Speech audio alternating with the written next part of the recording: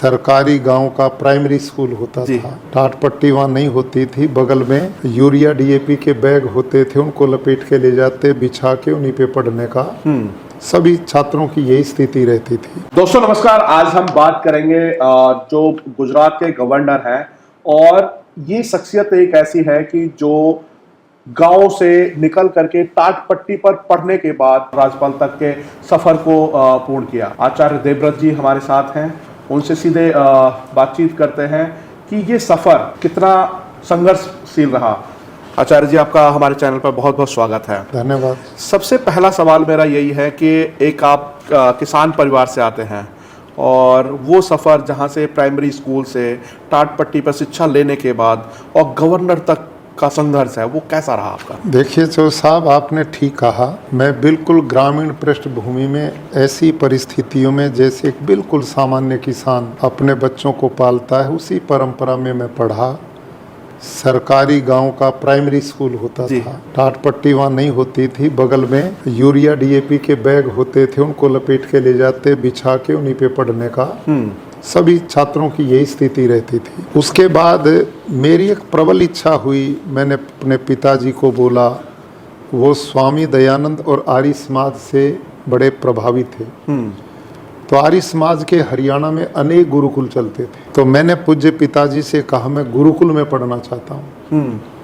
तो उन्होंने मुझे गुरुकुल में पढ़ने के लिए भेज दिया। शिक्षा के साथ जो संस्कार विचारधारा मिली वो मेरे जीवन का एक आधार बन गया। और उसके पढ़ते पढ़ते ही मैं कुरुक्षेत्र में स्वामी श्रद्धानंद जी द्वारा स्थापित गुरुकुल है, जिसका नाम ही गुरुकुल कुरुक्षेत्र है, तो उसमें प्रधानाचार्य पद के लिए इंटरव्यू आया। तो मैं उसमें सम्मिलित हुआ। उस समय मेरी 21 वर्ष की आयु थी। ये 1981 की बात है।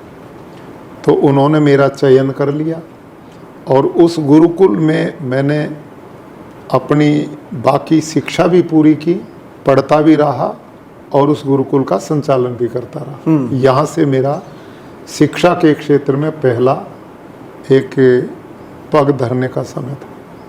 तो जो गुरुकुल का समय था, आज की अगर हम मॉडर्न पद्धति को देखें तो आज जो युवा हैं या फिर उनके बच्चे हैं वो मॉडर्न पद्धति की तरफ ज़्यादा अग्रसित रहते हैं।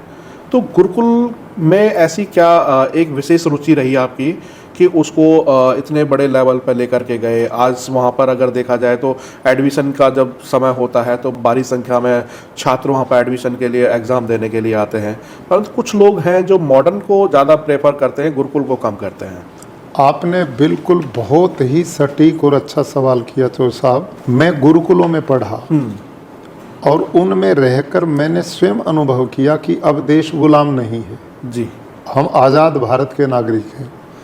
अब देश को हर क्षेत्र में संस्कारवान पढ़े लिखे युवाओं की जरूरत है। देश को डॉक्टर भी चाहिए, इंजीनियर भी चाहिए, सेना के लिए अधिकारी भी चाहिए, बिल्कुल, बैरिस्टर वकील भी चाहिए, और शिक्षक भी चाहिए, पत्रकार भी चाहिए। हर क्षेत्र का आदमी जितने योग्य संस्कारित हम देश को देंगे, उतना ही देश के निर्माण में सहयोग होगा। तो ये मैंने उस काल में अनुभव किया कि हम अपनी शिक्षा पद्धति को जब तक आधुनिकता से नहीं जोड़ेंगे तो ऐसे लोगों को हम नहीं दे पाएंगे। इसलिए मैंने गुरुकुल कुरुक्षेत्र में 2 विभाग बनाए। एक विभाग है आर्ष पाठ विधि का गुरुकुल, जिसमें हम वेद, वेदांग, दर्शन, शास्त्र, व्याकरण, प्राचीन जो भारत की विद्याएं हैं उसके विद्वान बनाते हैं और प्रचारक बनाते हैं, ताकि वो भारतीय जीवन मूल्यों की स्थापना करने वाले हों। वो मिशन भी हमारा बराबर चलता है। और दूसरा विभाग मैंने सीबीएसई से जोड़ के बनाया, उसी गुरुकुल को, मतलब आधुनिक भी होगा। आधुनिक भी होगा। उस गुरुकुल में बच्चे 4 बजे उठते हैं, योग करते हैं, प्राणायाम करते हैं, संध्या करते हैं, हवन करते हैं, नैतिक शिक्षा भी है, खेल कूद भी है। वातावरण कुरुक्षेत्र का बिल्कुल गुरुकुलीय है। लेकिन पढ़ाई हमने आधुनिक जो देश को जिसकी जरूरत है उससे उसको जोड़ दी। और चौधरी साहब, उसका परिणाम ही ये है आज के दिन, जिस गुरुकुल में मैंने 1981 में 30-40 बच्चे मिले थे, और वो भी वो बच्चे भेजते थे जो बिगड़े हुए होते थे जी।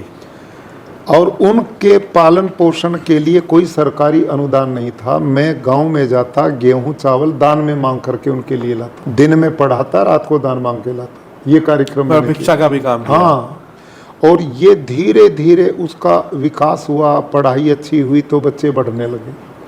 जब 40 से मेरे पास लगभग 250-300 बच्चे मैंने कर दिए, तो उस समय हरियाणा शिक्षा बोर्ड से मैंने इस गुरुकुल को जोड़ दिया था, तो आने लगे।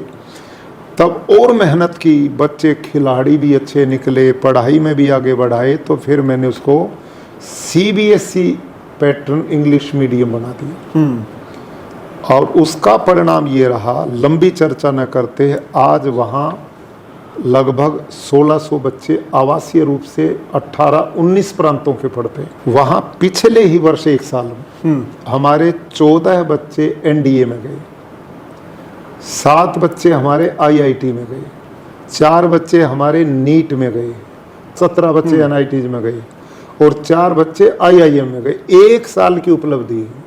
कुछ लोग तो कहते हैं कि गुरुकुल तो सिर्फ मंत्र वेद यही पढ़ाने के काम आता है, आपको संत बना देगा, साधु बना देगा, परंतु आप तो बड़े बड़े औहदे पर उन छात्रों को भेजने का भी काम कर रहे हैं। बिल्कुल, आपने जो कहा उसी धारणा का मैंने अंदर एक गुरुकुल है आर्ष पाठ विधि का, जिसकी बात बताई। वहाँ हम वैदिक विद्वान तैयार करते हैं, वेद दर्शन शास्त्र व्याकरण पढ़ाते, लेकिन उसके साथ कुरुक्षेत्र में गुरुकुल हमने मॉडर्न बनाया है। उसमें आज डॉक्टर्स के बच्चे पढ़ते हैं, इंजीनियर्स के बच्चे पढ़ते हैं, जजेज के बच्चे पढ़ते हैं। वहाँ तो एडमिशन के लिए 1-2 महीना मेरे को मोबाइल बंद करना पड़ता है, इतना दबाव और प्रेशर एडमिशन के लिए आता है, सिफारिश के लिए। और जो साहब आश्चर्य करेंगे, वो इतना प्रेशर मेरे पे पड़ा लोगों का। उन्होंने कहा कि जी हम 10-12 हज़ार बच्चों को लेके आते हैं, आप 200-250 बच्चे लेते हैं, बाकी कहाँ जाए। मैंने अपने कुछ साथियों को इकट्ठा किया, भाई तुम आगे बढ़ो और ये संस्था बढ़ाओ, लोगों की बड़ी इच्छा है।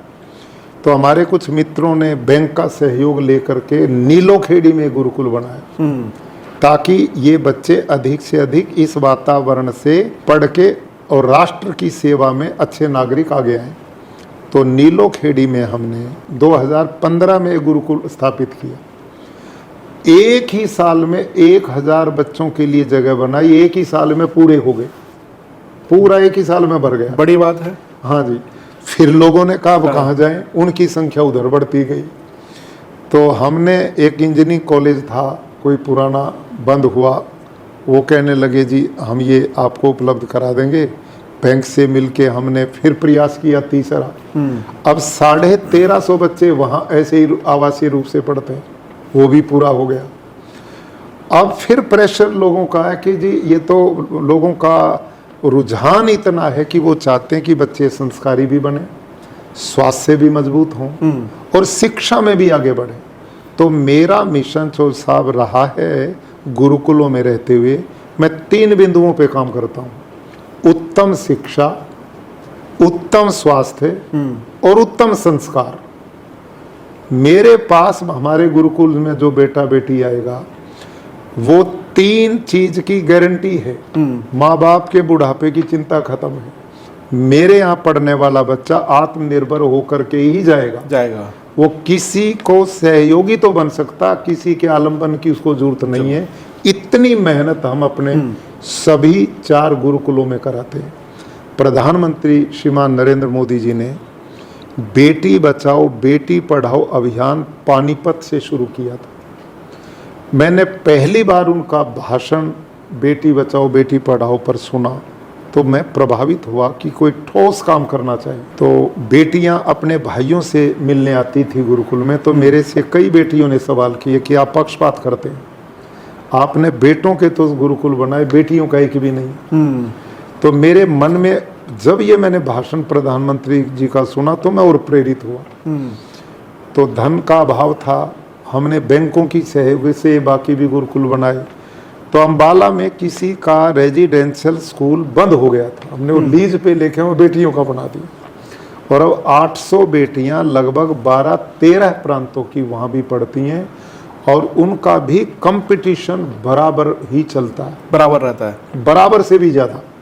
अच्छा, बेटियों की बात अगर आती है तो आज का समय देखेंगे तो सोशल मीडिया के ज़माने में अगर जाएं तो बहुत सारी लड़कियां हैं जो रील पे फोकस ज़्यादा होता है, या कुछ ऐसे लोग हैं जो नशा मुक्ति की तरफ भी है, नशा में ज़्यादा धकेले जा रहे हैं, मुक्ति की तरफ कम है। तो उस जगह आपका कैसा प्रयास रहता आपने है? बहुत अच्छा सवाल किया। देखिए चौधरी साहब, हमारे जो गुरुकुल हैं वो पूरे के पूरे आवासीय हैं। वो वही उनका घर है। खाना पीना, रहना, पढ़ना, खेलना। बाहर का जो वातावरण है, गलत लोगों के संपर्क में हमारे बेटे और बेटियां आ ही नहीं सकते। उन बालकों को इतना स्वच्छ, सुंदर और संस्कारी वातावरण दिया जाता है। इसके बीच में हमारे मोटिवेशन लेक्चर, भाषण उनमें चलते हैं। बेटे, आपने कैसा जीवन बनाना है, कैसे माता पिता के प्रति सम्मान भाव करना है, देश को कैसे आगे बढ़ाना है, अपने परिवारों की उन्नति कैसे करनी है, समाज के निर्माण में क्या योगदान करना है। हम पाठ्यक्रम से अलग इन बिंदुओं पर अलग से क्लासेस चलाते हैं और उससे वो बालक हमारे साथ परिवार की तरह जुड़ते हैं और उनमें इतना प्रेम भाव बनता है कि जून के महीने में, गर्मी में हम छुट्टी करते हैं 1 महीना की। लेकिन कुछ तो बच्चे ऐसे होते हैं, साहब छुट्टी मत करो, हम तो यहीं रहेंगे। तो इतना उनको सुखद वातावरण मिलता है। खान पान, रहन सहन, उनकी दिनचर्या, उनकी एजुकेशन, उनके ग्राउंड, इतने हमारे यहाँ किसी भी गुरुकुल में 8-10 एकड़ से कम का ग्राउंड है ही नहीं। सब तरह के खेल उनको कराए जाते हैं। सब गुरुकुल में एनसीसी है, सब में फौजी लाइफ जैसे बालक की होनी चाहिए वैसा है। मैंने गुरुकुल कुरुक्षेत्र से जब मैं गवर्नर बना तो मेरी चिंता हुई कि अब इस सिस्टम को कैसे संभालें, तो मैंने टीम बनाई हुई थी। वहाँ मैंने कर्नल को, जो सैनिक स्कूल के थे, उनको डायरेक्टर बनाया। अब मैंने एक ब्रिगेडियर को बनाया। अपने और गुरुकुलों में भी कर्नल ला करके दिए। मतलब पूरा सेना वाला डिसिप्लिन। बिल्कुल सेना वाला। मेरे यहाँ टैंक रखे हैं बच्चों के लिए, फाइटर जहाज आने लग रहा है वहाँ पर। पूरे ग्राउंड, पूरा सिस्टम, फौजी लाइफ बच्चे जीते। बिल्कुल। जैसा कि आपका जीवन एकदम सामान्य परिवार से रहा और खेती कियारी से भी जुड़े रहे, तो कहीं ना कहीं जिस तरीके से खेती में रासायनिक पदार्थों का बड़ा रहता है, आपने प्राकृतिक की तरफ एक रुख किया। जो गुरुकुल के साथ जो ज़मीन है, 180 एकड़ ज़मीन बताई जाती है, उसको आपने प्राकृतिक कर दिया। अब गुजरात में आप गवर्नर हैं, तो यहाँ पर भी आपने किसानों को बड़ा प्रेरित किया है। उस पर थोड़ा सा प्रकाश डालिएगा। जी तो साहब, गुरुकुल कुरुक्षेत्र में 180 एकड़ भूमि है। वहाँ में वही यूरिया, डीएपी, कीटनाशक डलवाता था और वही आहार उन बच्चों को देता था जो गुरुकुल में पढ़ते हैं। बिल्कुल। एक दिन एक घटना घटी। जो कर्मचारी खेती का था वो पेस्टिसाइड का छिड़काव कर रहा था, जंतुनाशक दवाई का। वहां से कर्मचारी दौड़ आया। उसने कहा जी, दवाई छिड़कते छिड़कते वो कर्मचारी बेहोश हो गया और गिर गया। तो हम भागे, उनको लेके हॉस्पिटल गए। 3 दिन में वो बच तो गया जिंदगी, लेकिन मेरे मन में एक विचार आया कि इस बेचारे खेती कर्मचारी ने न तो दवाई को पिया ना खाया, केवल छिड़काव की गंध मात्र से बेहोश हो गया। कितनी खतरनाक ये जहर है। और मैं, जो गुरुकुल में बच्चे मेरे पास पढ़ते हैं, इन बच्चों को यही साग भाजी, यही गेहूं चावल मैं खिलाता हूं जिनमें जहर पड़ता है। ये तो देश के भावी पीढ़ी के साथ बहुत बड़ा अन्याय है। ये पाप अब मैं नहीं करूंगा। और यहीं से मैंने निर्णय लिया कि अब मैं रासायनिक खेती नहीं करूंगा। और मैं अगले ही दिन एग्रीकल्चर डिपार्टमेंट में जो केवीके हैं, कृषि विज्ञान केंद्र, उनके एक हेड उस समय थे डॉक्टर हरिओम जी, एग्रीकल्चर यूनिवर्सिटी हिसार के वो सीनियर साइंटिस्ट थे, मेरे थोड़े परिचय में भी थे। मैंने उनसे निवेदन किया, डॉक्टर साहब मैं रासायनिक खेती छोड़ना चाहता हूँ, ये घटना घटी है, बच्चों को मैं ये जहर वाला आहार नहीं देना चाहता जो गुरुकुल में पढ़ते हैं, आप पे इसका विकल्प है? तो डॉक्टर साहब ने कहा जी विकल्प है जैविक खेती, ऑर्गेनिक फार्मिंग। मैंने कहा वो हमें सिखाइए। तो उन्होंने हमारे लोगों को ट्रेनिंग दी, मैंने भी ट्रेनिंग ली। तो उसमें वो पिट पके बनाए, गोबर उसमें डालते थे। उसमें जो केचुआ अर्थवर्म प्रयोग होता था वो विदेश से लाया जाता है, तो वो मूल भारत का केचुआ नहीं होता, उसमें वो गोबर खाता, मिट्टी नहीं खाता। तो वो 1.5-2 महीना उलटना पुलटना, तब जाके वो वर्मी कंपोस्ट बनता था, वो खेत में डालना शुरू किया। पहले साल मैंने जैविक खेती की, कुछ हाथ नहीं लगा, 5 एकड़ में की, सब जीव जंतु खा गए, मेहनत भी कम ना हुई। फिर मैंने अगले साल भी हिम्मत की, मैं कहा, डॉक्टर साहब ने कहा जी पहले साल दिक्कत आती है जैविक खेती में, आप इसको प्रयास करें। मैंने दूसरे साल भी किया, तो दूसरे साल लगभग 51% मेरे को मिला। तीसरे साल किया तो लगभग 80% मेरे को मिला। लेकिन न तो मेरी मेहनत कम हुई, ना मेरा खर्चा कम हुआ। अच्छा, मतलब जैविक खेती के अंदर? न मेरे को उत्पादन मिला जैविक खेती में, ऑर्गेनिक फार्मिंग में। मैं फिर डॉक्टर हरिओम पे गया, डॉक्टर साहब 3 साल हो गए मेरे को आपकी खेती करते हुए, इसमें ना मेहनत कम हुई, ना खर्चा कम हुआ, ना उत्पादन पूरा मिला। मेरे पास तो 180 एकड़ जमीन है, जिस किसान पे है ही 2, 4, 5 एकड़ जमीन, वो इस खेती को करेगा, वो बच्चे कैसे पालेगा? तो डॉक्टर हरिओम जी ने कहा जी देखो इस पद्धति में तो यही। मैंने कहा ये उत्पादन क्यों नहीं मिलता?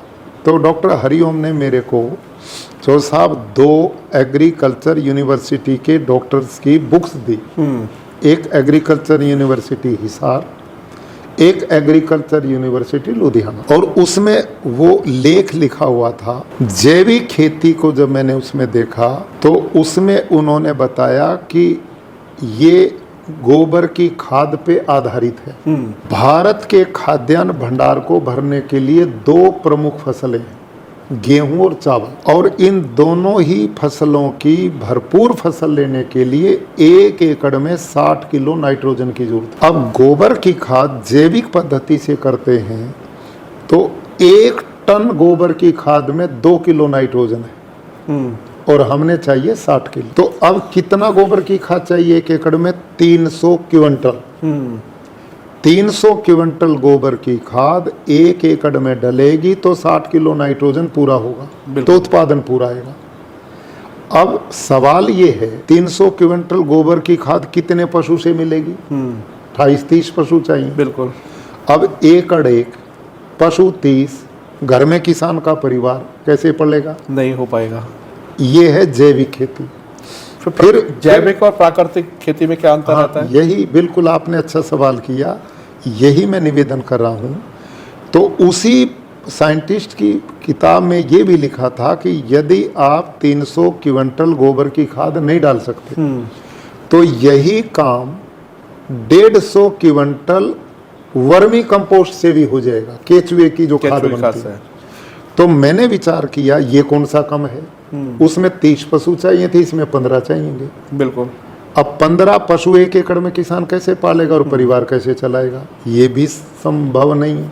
इतना गोबर की खाद हम खेत में डालेंगे तो उसमें मीथेन जैसी गैसेज पैदा होंगी जो ग्लोबल वार्मिंग के लिए जन्म देंगी। दूसरा, जब इतनी गोबर की खाद खेत में पड़ेगी तो खरपतवार, अनवांटेड ग्रास इतना होगा कि किसान की लेबर ही उसको ले जाएगी। बिल्कुल। वो बेचारा उसी में दब जाएगा। तो ये सब चीजें देख करके मेरे को जब उत्पादन नहीं मिला तो मैंने इस जैविक खेती को छोड़ के रासायनिक की ओर आने की कोशिश की कि वे थोड़ा डाल लेंगे लेकिन उसके बिना काम नहीं चलेगा। प्राकृतिक खेती क्या है? हम जंगल में जाते हैं, जंगल में सैकड़ों तरह के पेड़ पौधे, वहाँ यूरिया कौन देता है, डीएपी कौन देता है, गोबर की खाद कौन डालता है, पानी कौन देता है, जंतुनाशक कौन डालता? कुछ भी नहीं। और वहाँ जंगल का पेड़ फल का समय आने पर फल से लद जाता है। जंगल के पेड़ के किसी भी पत्ते को आप तोड़िए और लेबोरेटरी में ले जाइए प्रयोगशाला में, उसमें एक भी पोषक तत्व की कमी नहीं होती है। जो प्रकृति जंगल में सब पेड़ पौधों की आवश्यकता पूर्ति करती है तो हमारे खेत की क्यों नहीं करेगी? जो नियम जंगल में काम करे वही खेत में काम करे, इसका नाम है प्राकृतिक खेती जी, नेचुरल फार्मिंग। और इसमें प्राकृतिक खेती में 5 आयाम ऐसे बनाए गए हैं जिनके माध्यम से हम धरती के ऑर्गेनिक कार्बन को तेजी से बढ़ा सकते हैं। एक ये टेक्निक नई आई, बीज जब बोएं तो बढ़िया बीज सिलेक्ट करके और उसको बीजामृत में संस्कारित करें। नंबर 2, घन जीवामृत बनाते हैं जो जुताई से पहले खेत में जुताई के समय डाल दें। तीसरा है जीवामृत, जब पानी देते हैं तो प्रत्येक पानी के साथ खेत में जीवामृत डालें, 15 दिन में उसका स्प्रे करें। और आच्छादन है मल्चिंग, खेत में फसल जब पैदा हो जाए तो धरती को ढक के रखें, उससे वापसा का निर्माण होगा। धरती 60% पानी कम पिएगी और उसमें सूक्ष्म जीवाणु और केचुए को काम करने का बहुत मौका मिलेगा, तो धरती की गुणवत्ता बढ़ेगी जी। और एक ही समय में मल्टी क्रॉप हम करते हैं, अनेक तरह की फसलों को बोते हैं। तो ये प्राकृतिक खेती के 5 आयाम हैं जी। तो ये पद्धति इस समय मैं 180 एकड़ में करता हूँ। मेरा उत्पादन भी बढ़ गया। हिमाचल प्रदेश में मैंने काम शुरू किया, वहाँ लोगों ने बहुत तेज़ी से इस पे काम किया और आज वहाँ जहर से मुक्ति लगभग लोगों ने करके प्राकृतिक खेती करते हैं। और गुजरात में 9 लाख किसान जो साहब इस समय प्राकृतिक खेती से जुड़ चुके हैं। 9 लाख जुड़ चुके 9 हैं। लाख। इसके लिए अगर बात करें कि इनको गाइडेंस के लिए या फिर शोध करने के लिए अगर किसान को जरूरत पड़े तो किसका सहारा ले प्राकृतिक खेती करने के लिए? बहुत अच्छा प्रश्न आपने किया। देखिए, एक तो गुरुकुल कुरुक्षेत्र में हमने प्राकृतिक खेती प्रशिक्षण का केंद्र बना दिया, हरियाणा सरकार की ओर से जी। गुरुकुल में चलता है। और वहाँ हमारे साइंटिस्ट लोग, ये डॉक्टर हरिओम जी जिनका मैं नाम ले रहा हूँ, ये हमारी खेती देख के ही हमारे साथ जुड़ गए। ये रासायनिक खेती के साइंटिस्ट हैं, लेकिन इन्होंने माना कि भाई ये तो हम गलत रास्ते पे हैं, ये प्राकृतिक खेती ही दुनिया और देश को बचाएगी। अब इन्होंने इतना रिसर्च किया है और इतना बड़ा हमारा केंद्र, उसके ट्रेनर मुख्य यही हैं। और अभी भारत सरकार ने इनको पद्मश्री प्राकृतिक खेती में दिया है जी। तो ऐसे साइंटिस्ट हैं जो वहाँ ट्रेनिंग लेके आते हैं, पूरे देश के लोग आते हैं, साइंटिस्ट आते हैं, किसान आते हैं। अब गुजरात में हमने करीब 10-15 सेंटर बना दिए हैं ट्रेनिंग के किसानों के जी। जहाँ पर हम किसान को लेके आते हैं और मास्टर ट्रेनर बनाते हैं। और गुजरात में तो साहब हमने इतना बढ़िया मॉडल तैयार किया है, इस समय हम 5-5 गांव के क्लस्टर बना रहे हैं जी। पिछले वर्ष हमारे 10 गांव के क्लस्टर थे और उन 5 गांव में हमने 2 लोग, एक कृषि विभाग का, एक किसान जी। जो उसी 5 गांव का रहने वाला है, जिसने प्राकृतिक खेती का मॉडल फार्म बनाया है, जिस पे देसी गाय है और जिसका खेत लोग देखें, प्रेरणा लें। वही 5 गांव में दोनों लोगों को ट्रेनिंग देने का काम करते हैं। एक दूसरा, हमने जो सखी मंडल की बहनें हैं इनको अब जोड़ लिया। एक गांव में एक बहन, वो महिलाओं में, पुरुषों में जी। उस पे एक ही गांव की जिम्मेदारी, उसका भी मॉडल फार्म। तो ये हमने एक तरीका अपनाकर इस साल 10 लाख नए किसान जोड़ने का लक्ष्य लिया है। एक साल में इतनी स्पीड से हम काम करें। प्राकृतिक खेती के महत्व को समझ लिया और उस दिशा में तेजी से वो बढ़ रहे हैं।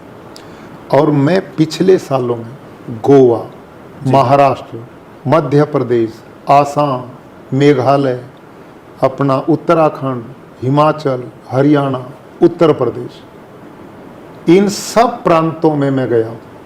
वहाँ की सरकारें विधिवत इस कार्यक्रम में मुख्यमंत्री तक उपस्थित रहे हैं, कृषि विभाग रहा। अब पूरे देश में प्राकृतिक खेती का वातावरण खड़ा हो चुका है जी। और ट्रेनिंग सेंटर जो है वो हम इतने बढ़ाने की तैयारी में हैं ताकि इन दूसरे प्रांतों में भी, गुजरात से, हरियाणा से लोग ट्रेनिंग के लिए दूसरे प्रदेशों में भेजे जा सकें। तो ये अभियान बहुत तेजी से आगे बढ़ेगा और इसका कारण है जो साहब, इस समय देश और दुनिया में सबसे बड़ी चुनौती है ग्लोबल वार्मिंग। अब आप देखिए, दुबई में बाढ़ आ रही, जहाँ बूंद भी नहीं गिरती थी। बिल्कुल। यूरोप के देश जहां लूएं चल रही हैं, अभी रूस डूब गया, चाइना डूब गया, अनेक देशों में बाढ़ आ रही है, कहीं तूफान आ रहे हैं, कहीं आंधियां आ रही हैं, ये सब का सब ग्लोबल वार्मिंग के दुष्परिणाम हैं। और इस ग्लोबल वार्मिंग में रासायनिक खेती का और जैविक खेती का भी बहुत बड़ा योगदान है। उदाहरण के लिए जी। यूरिया और डीएपी जब किसान खेत में बिखेरता है तो इस यूरिया डीएपी में नाइट्रोजन है, और ये नाइट्रोजन जब ऑक्सीजन के संपर्क में आता है तो एक तीसरी गैस पैदा होती है, नाइट्रस ऑक्साइड। जी। Nitrous oxide gas carbon dioxide gas से 312 गुना ज्यादा खतरनाक है ग्लोबल वार्मिंग के लिए, कार्बन डाइऑक्साइड से 312 गुना। तो देश और दुनिया में लाखों करोड़ों टन यूरिया धरती में बिछाया जाता है, बिल्कुल।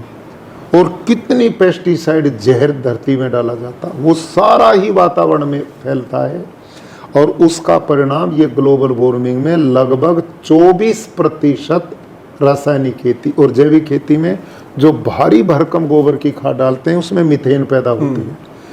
कार्बन डाइऑक्साइड से लगभग 22 गुना ज्यादा खतरनाक है मीथेन।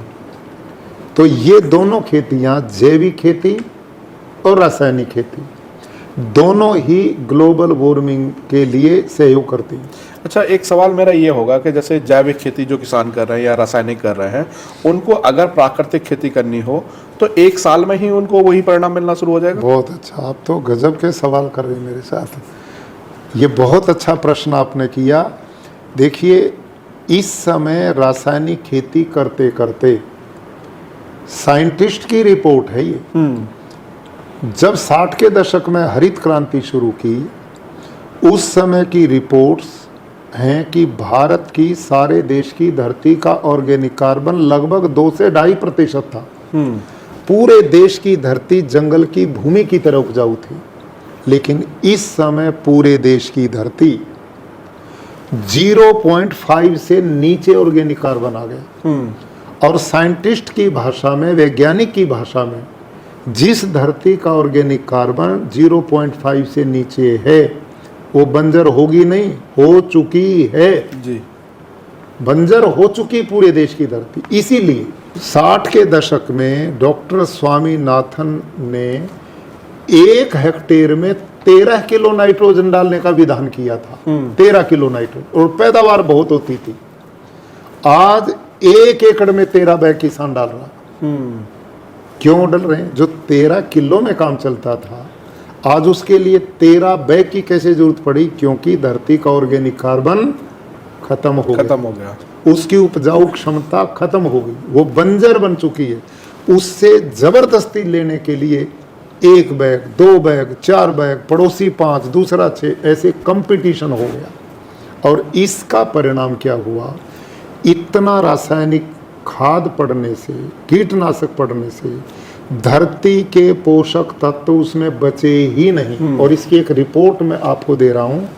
अभी लगभग 2-2.5 महीना पहले एग्रीकल्चर एक यूनिवर्सिटी है तेलंगाना, एक एग्रीकल्चर यूनिवर्सिटी है लुधियाना में, उनके नाम है आप पे देना मेरे को, मैं देता हूँ। उन दोनों एग्रीकल्चर यूनिवर्सिटीज के 12 साइंटिस्ट, जो ICAR के साइंटिस्ट, उन्होंने अभी लेटेस्ट रिसर्च दी, और उन्होंने 2 फसलों पर रिसर्च की है, गेहूं और चावल पे जी।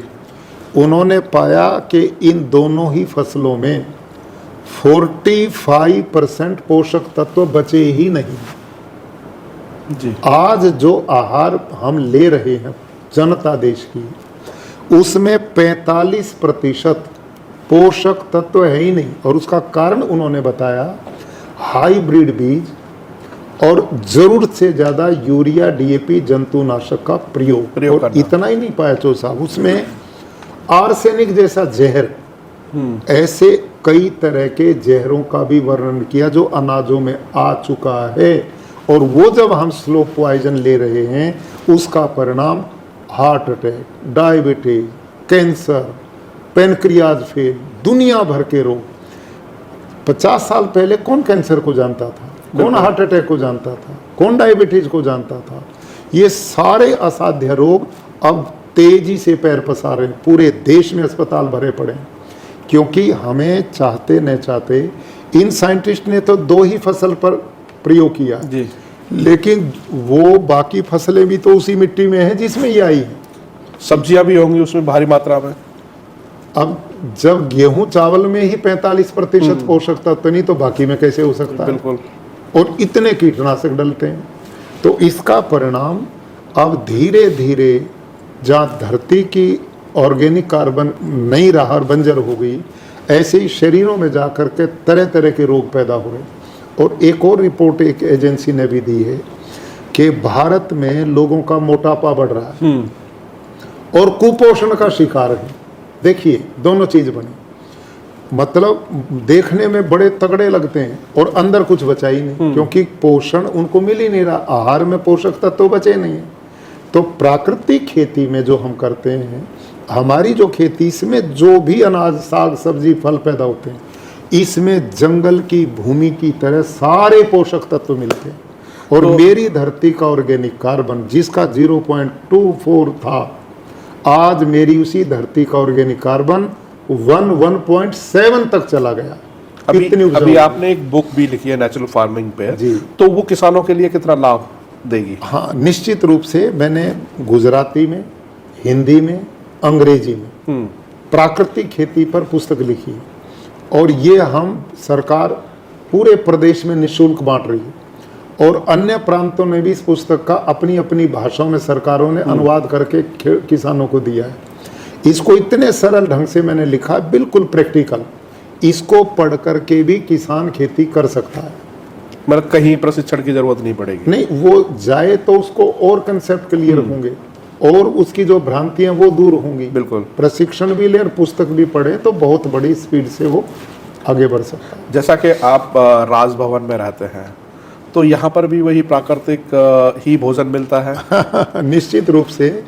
मैंने यहाँ अपनी गिर गाय रखी है और मेरा किचन गार्डन है जिसको मैं खुद संभलवाता हूँ। उसमें वही गिर गाय का जीवामृत, घनजीवामृत का मैं प्रयोग करता हूँ और मेरी इतनी सब्जियां उतरती हैं, हमारी जरूरत से भी ज्यादा हो जाती है छोटी सी जगह।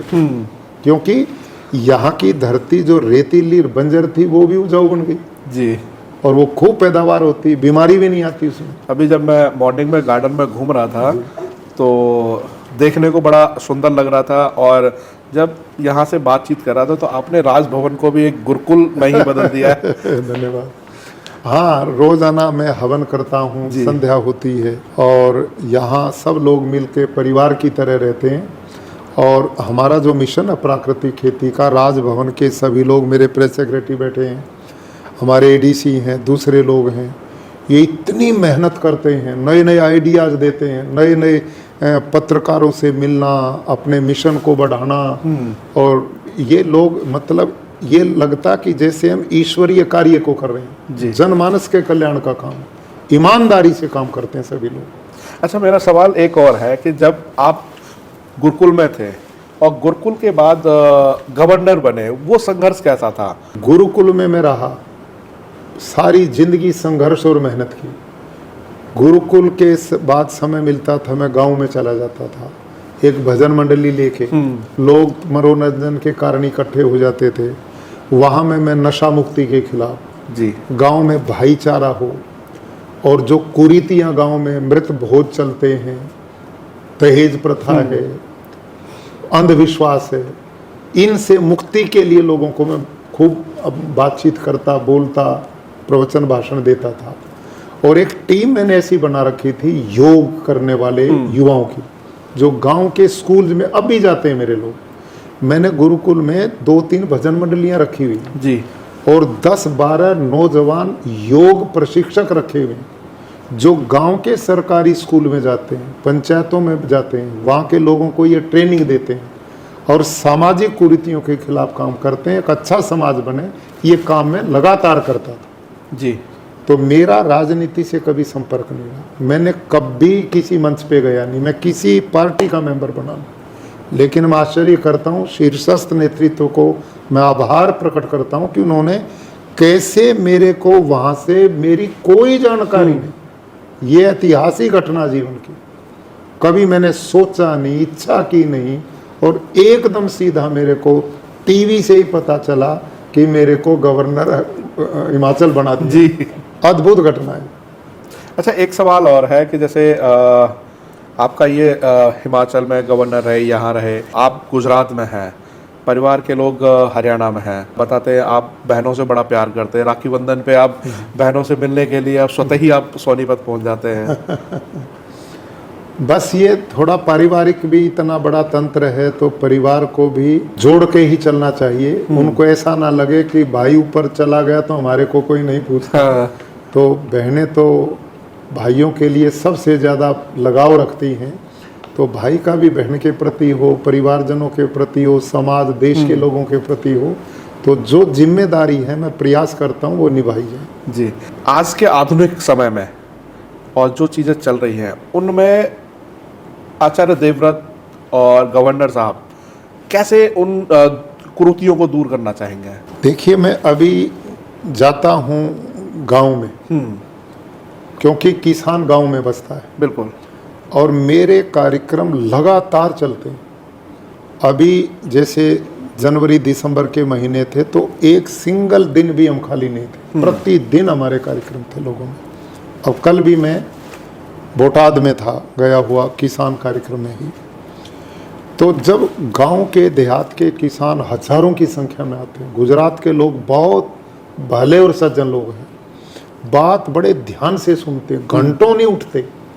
तो इस बीच में जहाँ मैं खेती बाड़ी की बात करता हूँ, जहाँ मैं पशुपालन की नस्ल सुधार की बात करता हूँ, उसी के साथ में लोगों को ये भी चर्चा करता हूँ कि भाई आप अपने बच्चों को खूब पढ़ाइए जी, अपने बच्चों को व्यसनों से बचाइए, नशों से बचाइए। और इसके साथ जो गांव में, या अभी 4 दिन पहले मैं गांव में था, मैंने वहाँ लोगों को यही जानकारी दी कि आप सामूहिक विवाहों की एक परंपरा चलाइए। इससे लोग, गरीबों की बच्चियों को भी हाथ पीले हो जाते हैं और खर्चे से मुक्ति हो जाती है। उन्होंने स्वीकार किया, आज खा करके हम ये करेंगे। दहेज प्रथा है भाई, ये परंपराएं समाज को नीचे ले जाती हैं, इनसे बाहर निकलना चाहिए। बिल्कुल। तो ये सब चीज़ें मैं लोगों के बीच में लगातार करता हूँ। युवा पीढ़ी यूनिवर्सिटीज़ हैं, उनमें मैं भारत जैसे विकसित हो रहा है, आत्मनिर्भरता की ओर है, ये सब चर्चाएं मैं खुल के उनके बीच में करता हूँ कि युवा का देश समाज के प्रति क्या योगदान है। हम कोई जल संरक्षण पे काम करें, कोई वृक्षारोपण पे काम करें, कोई सामाजिक कुरीतियों को मिटाने का काम करे, कोई स्टार्टअप के रूप में बढ़कर के देश को विकसित करे। ये खुल के हमारी बातचीत। मेरा आखिरी सवाल होगा, गुरुकुल की परंपरा को कहाँ तक ले जाना चाहते हैं आप? देखिए, जिस ढंग से 4-5 गुरुकुल में चलाता हूँ और लोगों में उनके प्रति बेहद आकर्षण है जी, सब लोग ये चाहते हैं कि हमारे बच्चे संस्कारवान भी बने, शरीर से बलवान बने और शिक्षा में भी उन्नत हो। हम तीनों ही मिशन पे काम करते हैं। अब हर कोई माता पिता ये चाहता है कि इस तरह से तीनों पद्धतियों को लेकर बच्चे आगे बढ़ें जी। तो मेरा निरंतर प्रयास है। अब तो लोग आते मेरे पास, जो गुरुकुल देख जाता वो कहता जी ये तो हर जिला में एक देश में होना चाहिए, कोई कहता हर तहसील में एक होना चाहिए। इतना प्रसन्न लोग होते हैं। तो मेरा प्रयास है जितना हो पाएगा उतना इसको बढ़ाएंगे पूरे। अगर देश के लोग आपके साथ जुड़ना चाहें तो किस तरीके से, किस माध्यम से जुड़ें और गुरुकुल की पद्धति को और आगे विकसित करें? यूट्यूब पे पूरी जानकारी है, फेसबुक पे जानकारी है, वहाँ से वो ले सकते हैं और उसके साथ वो जुड़ सकते हैं। और निश्चित रूप से ये पद्धति आज के परिवेश में बालकों के निर्माण में और उनके चहुमुखी विकास में बहुत उपयोगी। जी, आप हमारे साथ जुड़े इसके लिए बहुत बहुत धन्यवाद। आपने अपना कीमती समय हमारे लिए दिया। जी, बहुत बहुत धन्यवाद। मुझे भी बहुत अच्छा लगा चौधरी साहब, आप इतनी दूर मथुरा से चल के आए हैं जी, और आपने मेरे बिंदुओं को जनमानस तक पहुंचाने के लिए, लोक कल्याण के लिए इसमें जो रुचि ली है उसके लिए मैं भी आपका आभार प्रकट करता हूं। बहुत बहुत धन्यवाद।